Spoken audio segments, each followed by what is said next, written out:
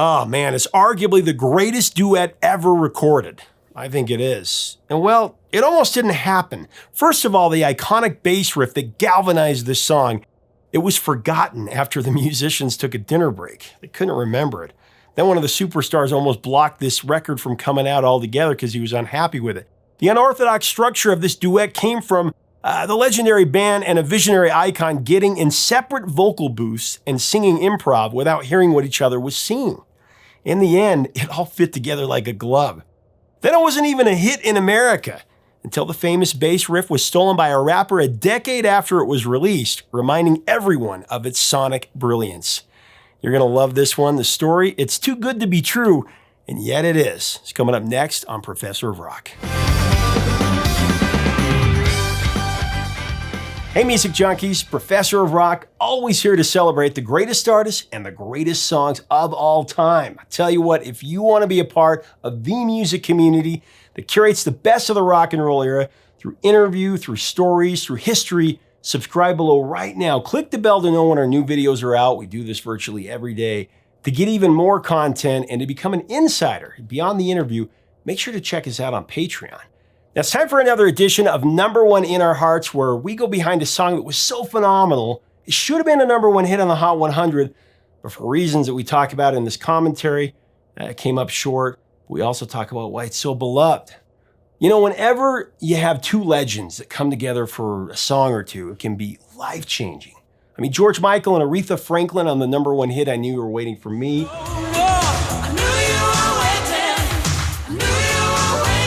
Paul McCartney and Michael Jackson with the number one hit, Say, Say, Say. Tom Petty and Stevie Nicks on their top 5 hits, Stop Dragging My Heart Around. I mean, that's just to name a few. When fabulous Freddie Mercury of Queen and the Thin White Duke himself, David Bowie, recorded Under Pressure together, it was more than life-changing. It was, or rather is, one of the greatest songs ever put to tape, one of my favorites ever. It's one of those no-brainer number one hits. But guess what? In America, it barely scraped the top 30, and some people know the song that sampled it better than the original. So let's get into it. Under Pressure by Queen with David Bowie. I mean, if you don't recall the song by its title, you definitely will know it when you hear the tune's famous melodic pluck.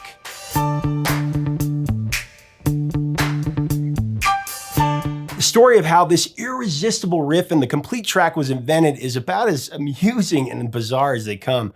So apparently there was no plan. There was no lyric sheet, no arrangement, really no structure of any kind on the wondrous night that it was recorded in July of 1981. I mean, the whole thing happened unexpectedly on a substance-induced evening in Montreux, Switzerland, a sleepy resort town on the shoreline of Lake Geneva at the base of the Swiss Alps.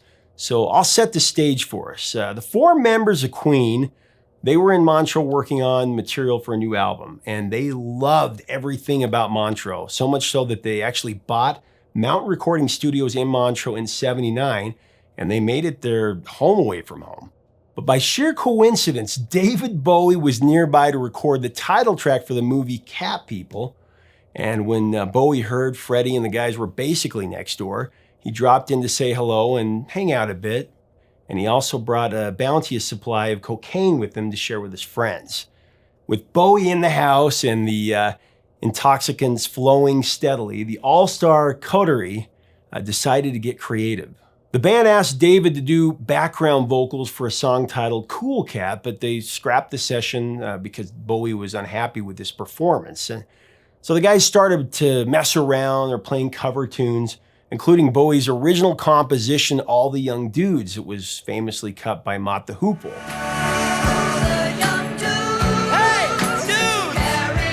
And then David got bored, bemusing to his friends, "This is stupid, let's just write one." That's his exact quote, "Let's just write one." Wise words that we're all eternally grateful were said. So everyone in the studio, is amped up in more ways than one. And this is where the impromptu encounter turns inescapably bizarre. Bowie had a concept in his head, but there was no vocal, no lyrics, no title, no clue as to what the song would be at all. All 5 musicians, the Queen Quintet and Bowie, started playing their respective instruments. Freddie and Mercury played the piano, Roger Taylor played the drums, John Deacon the bass, Bowie played the synthesizer, and Brian May on guitar, of course. While they're jamming, John Deacon impetuously began playing a catchy bass riff that seemingly came out of nowhere.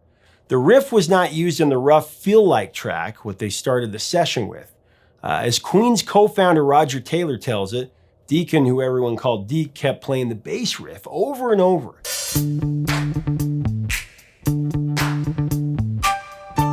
6 notes of the riff were the same, with 1 note a subdominant 4th down. The guys loved it, but they broke away from the studio to get a bite to eat, and upon their return, Deke had forgotten his riff. How they recovered the riff so that they could continue developing their experimental arrangement depends on who you talk to, e.g. the inevitable Mandela effect. Roger Taylor said that he refreshed Deke's memory on the riff. John Deacon said Bowie created the riff. However, David Bowie takes no credit, insisting that the riff was invented before he arrived at Mountain Studios. Brian May vividly remembers Bowie reaching over to Deacon while he was playing his bass, trying to recapture his riff, correcting Deke, scolding him, saying, "No, don't do it like that," and Deke responding, "Excuse me, I'm the bass player, this is how I do it." So a lot of different stories there. When the dust settled from the train wreck, Queen and the Thin White Duke came up with an instrumental track that was all spontaneous. And Queen thought that they would call it a night at that point. But Bowie was still wired with medicated excitement and wanted to keep after it. He told the band to press on, trusting their instincts and breaking away from conventionalism. Imagine that with David Bowie. David was insistent on taking an avant-garde approach to building the impromptu track. He was certain that something would become of it. They just stayed the course. Bowie told each band member to go into the vocal booth at the same time without listening to what anyone else was singing, vocalizing the first thing that came into their heads, including words or just human sounds, regardless of their meaning. David Bowie was adamant that he and Freddie should not hear what the other person had sung and to just blindly swap verses. What Freddie recorded was wordless scatting, with a series of dee-da-days and da-da-da that became some of the most memorable expressions of his entire career.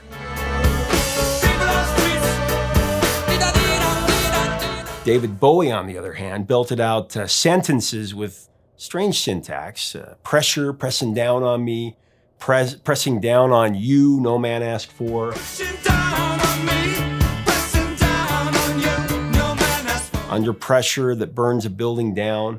The exercise created a cut and paste feel when the studio crew attempted to organize what had been recorded.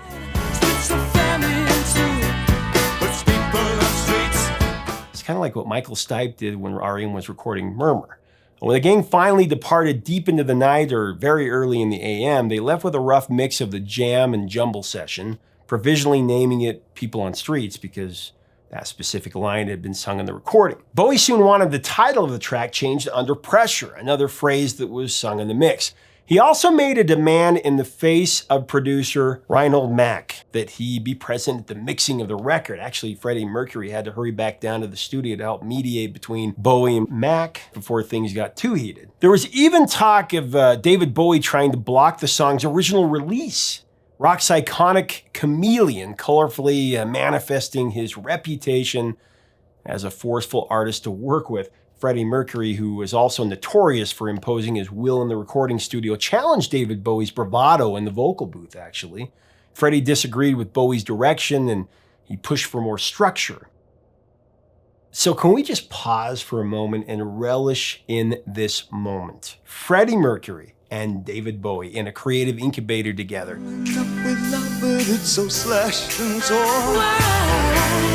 Tell me any 2 artists from this century that could come within a solar system of those 2 magicians of artistry. What majesty. Bowie and Mercury, they actually met 12 years before Montreux when Freddie fitted David with boots while working at a shoe outlet at London's Kensington Market. During their initial exchange in '69, Bowie's career was booming with Space Oddity, a #1 single in the UK that year. This is ground control to Major Tom. But it wasn't until the following year that Farrokh Bulsara, the young man that helped Bowie find the right pair of boots, legally changing his name to Freddie Mercury. Bowie had changed his name from David Jones to David Bowie in '66, as most of you probably know. He wanted to avoid people confusing him for Davy Jones of the Monkees. Back to the story in Montreux. Brian May recounted that the two music titans, they're also fiercely battling over the final mix of the song. The head-on collision between Freddie Mercury and Bowie is rivetingly captured on the a cappella versions of the song that can be found on the song's original video. Ironically, though, Freddie's nonsensical scatting and Under Pressure, resulting from David Bowie's unrelenting just let it out crusade, is one of the most elegant and truly magical moments of the rock improv. And Freddie's Why Can't We Give Love One More Chance, tagged as verse 3, is classic Freddie Mercury. Why can't we give love that one more chance? David Bowie's vocal performance in the track's cadenza is the poetic icing on the cake, if you will, since the lyrics, such as they were, primarily came from the mind of David Bowie and his insatiable pursuit for artistic innovation. This is our last dance, this is our last dance, this is ourselves under pressure. This is ourselves under pressure. It's truly remarkable how Bowie's unscripted lyrics somehow culminated in a cohesive prophetic conclusion, as if the whole affair was predestined to be an undying 20th century epic instead of a wild astonishment, if you will. Fittingly, Under Pressure comes to a close with the finger snapping of all 5 Hall of Fame musicians who were responsible for the creation of this extemporaneous masterwork.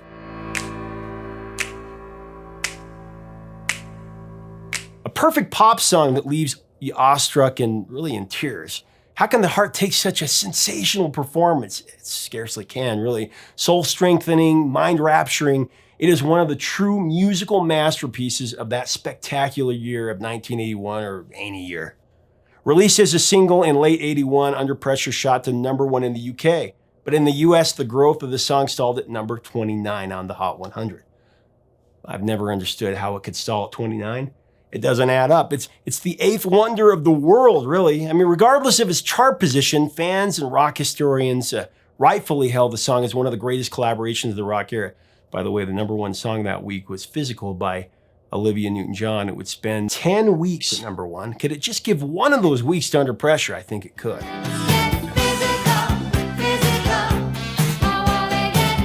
Regardless, though, I mean, this track could have easily never materialized, or it could have been swept into obscurity from the cutting room floor. Certainly makes it one of the most fascinating. Its magic was unleashed when our hero of heroes said those fateful words, "This is stupid, let's just write one." Amazing. Under Pressure was included as a cut on Queen's 10th studio album, the '82 album Hot Space. What is your favorite part of this song? What is your favorite vocal or lyrics? Tell us in the comments section below. I want to hear from you about that. Let's talk about it. Prior to the unplanned jam session with Queen in Montreux, Bowie had dropped his Lodger LP in '79 and Scary Monsters and Super Creeps in '80. Very cool, interesting offerings, but neither record sold particularly well.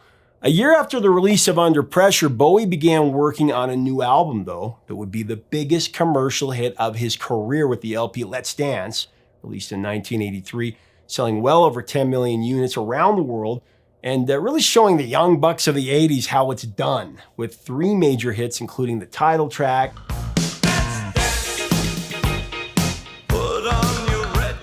Modern Love, and of course China Girl.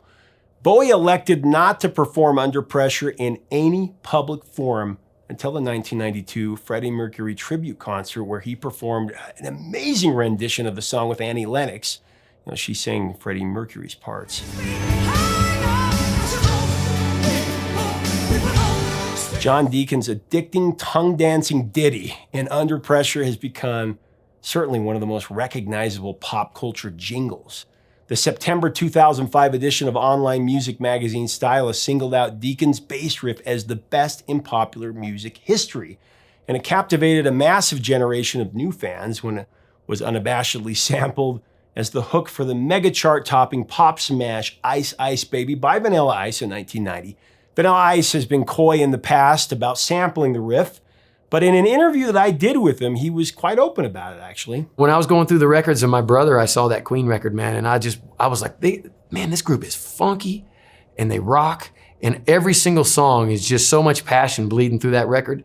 And I found this one that they did, David Bowie. Yeah. With David Bowie? Yeah. Wait, I gotta hear this. As soon as that riff came in, ding, ding, ding, ding, ding, ding, I was hooked. Regardless of what people say about Ice Ice Baby, it is an iconic part of my coming of age life, and Vanilla Ice put the song back on the front stove, really. As many people rediscovered the brilliance of the Queen and Bowie masterful track, and many discovered it for the first time because of the riff. There's also a memorable moment, if you guys remember, when Dennis Miller trolled Vanilla Ice when he played Saturday Night Live in '90, as the controversy soared on the use of the riff.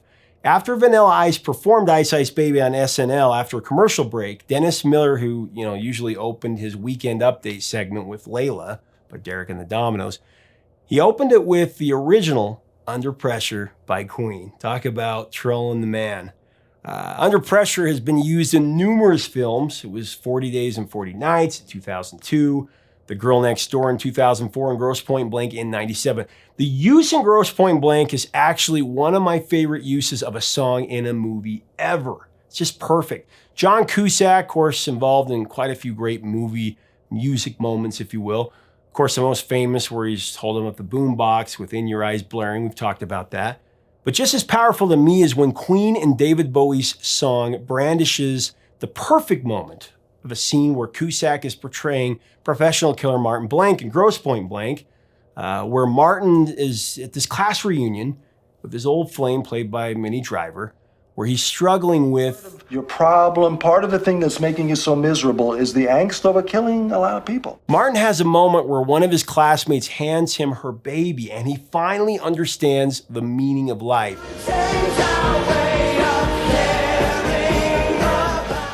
It's just the perfect song for that moment. Gets me every single time. It's also a huge part of the successful musical We Will Rock You. I wish they would have included this story in the biopic Bohemian Rhapsody, though. I could totally see someone like Alexander Skarsgård as Bowie opposite Rami Malek, having a creative tussle to recreate that classic duet. To me, Under Pressure has always been the perfect example or perfect reminder of being empathetic and compassionate.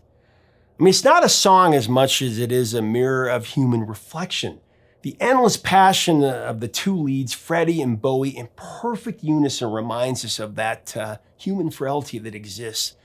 And in this divisive world that we find ourselves in right now, amid political battles, endless pandemic, cutthroat competition, cancel culture, Under Pressure is such a welcome alternative.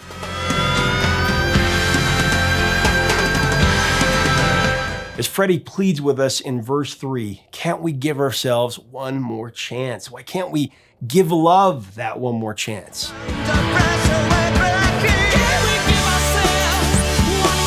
I don't know, I got an idea. Why don't we turn off the news, stop listening to politicians, and give heed to inspired songs like this one, especially when they both sing this part.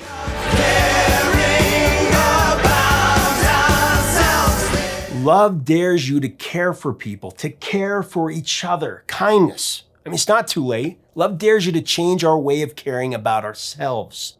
Freddie Mercury and David Bowie, they prove something that we've always known. Music is the great equalizer, the greatest of uniters. All you need is love, let it be. I can't get no satisfaction. The times are a-changing. Respect. We won't get fooled again. What's going on? How soon is now? Don't stop believing.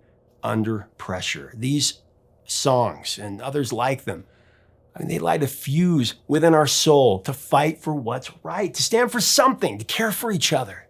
And now more than ever, it's time to give ourselves that one more chance. compassion, forgiveness, understanding.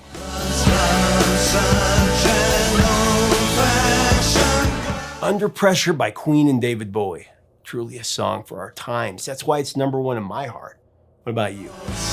Under pressure. I want to thank our sponsor, Zenni Eyewear, the Rockstar Vision Company. I wear these all the time and I love them.